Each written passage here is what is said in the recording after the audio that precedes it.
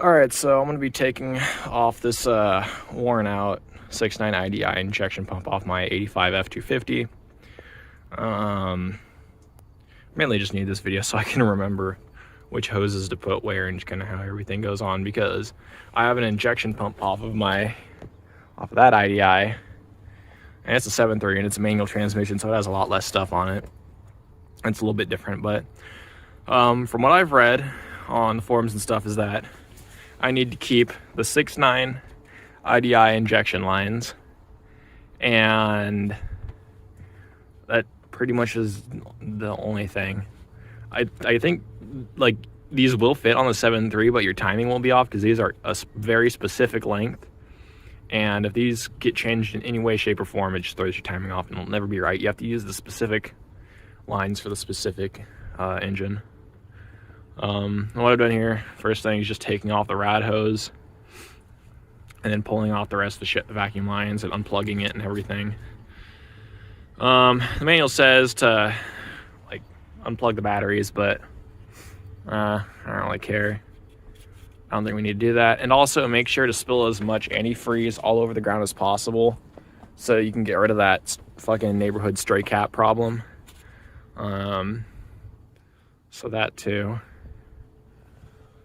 I wish I had a head mount or something like a tripod, then I'd actually film this entire thing, but I'm just gonna kind of do a little bit, film it, and do a little bit more than film my progress. But we've got a lot of extra shit to take off, like the kick down cable, and this is a extra wiring for something I don't even remember.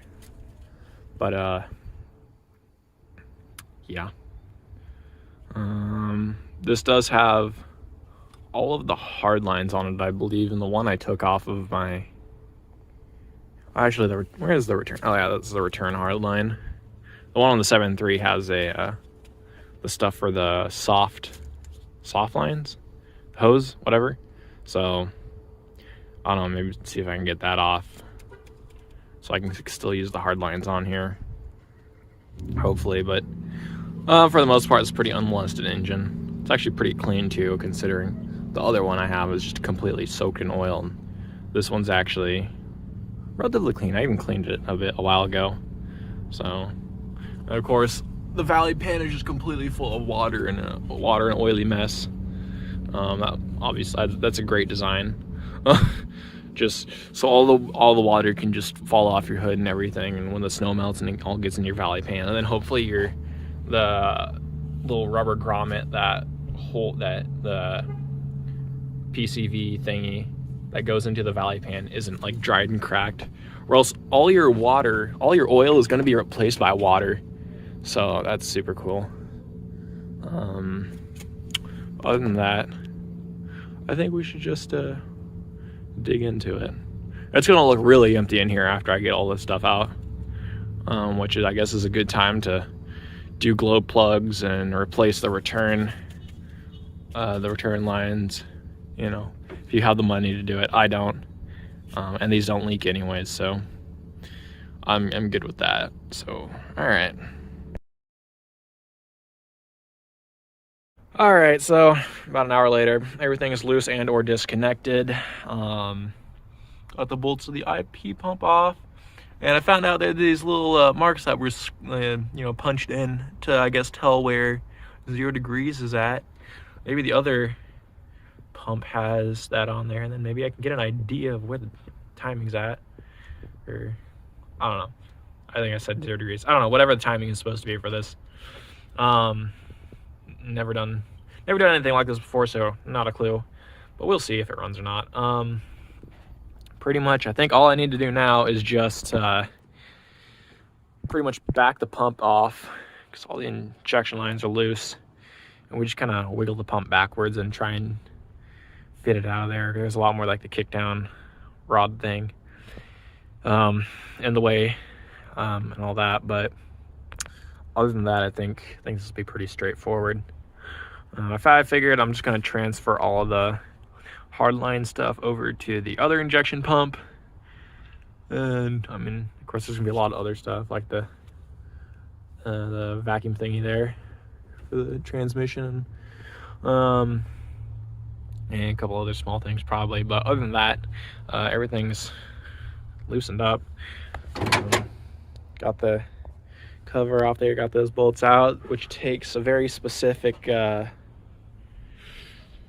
don't know what the wrench is for it, but it's like a 7/16 12 point or something like that. But other than that, that one specific piece, oh, it's right here, yeah, 7/16 12 point.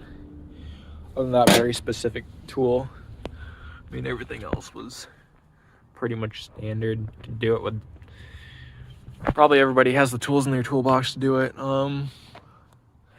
Yeah, take that out, get all the water out of the valley pan, and just clean it up around there, since it'll be a lot easier to do everything with.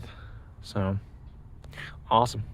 Okay, after fighting with that for several minutes, there is not enough clearance, or just barely enough clearance between the firewall and like to get the injection lines from that side to clear the firewall, because you got to move it back and then like start twisting it this way and up, and then like it'll get in a fight with the cable or the rod here and the vacuum lines and the return line and all that stuff.